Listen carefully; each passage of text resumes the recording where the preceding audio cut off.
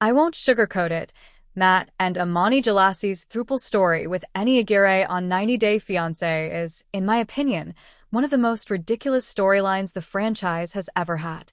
Matt and Amani from San Diego were introduced as a seemingly regular couple with a big secret. They were in a polyamorous relationship with Eni, a stripper from Mexico. After dating her for a year, they planned to bring Eni to the US on a K-1 visa and take their relationship to the next level.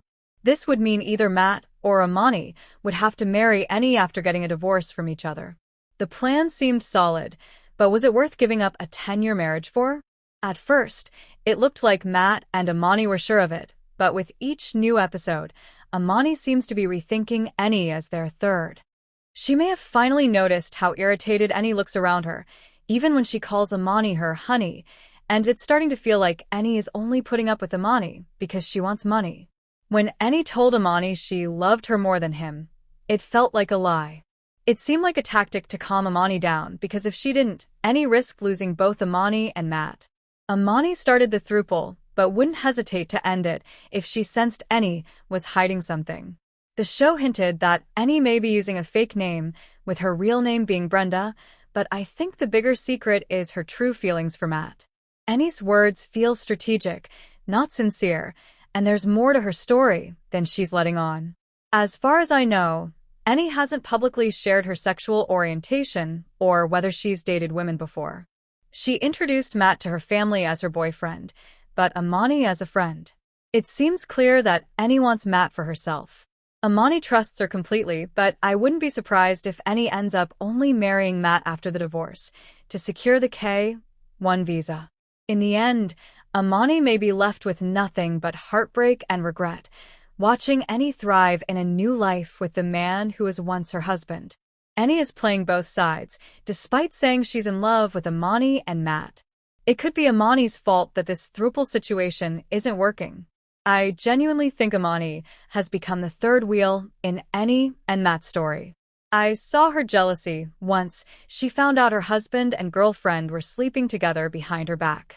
She had a meltdown when she realized Eni's family didn't even know she existed. To them, Matt was her only significant other. That moment made it clear that Amani might be the odd one out.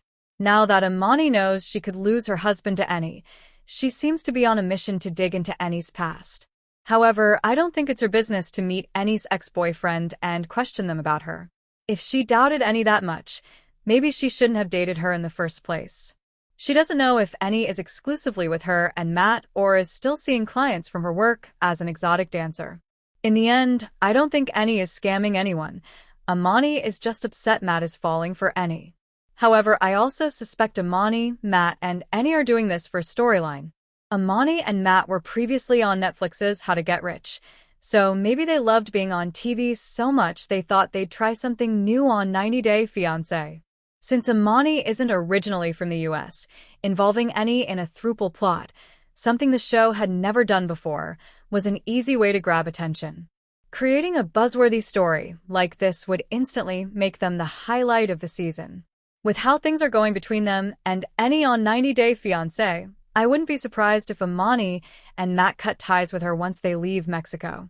Since they've shown interest in a Throuple marriage, they might find someone new to replace Eni and pitch another season. It all seems a little too perfect. I can picture Eni showing up at the tell-all to confirm their breakup. If this is just a storyline for fame, then Eni might be the temporary third meant to boost their screen time and nothing more.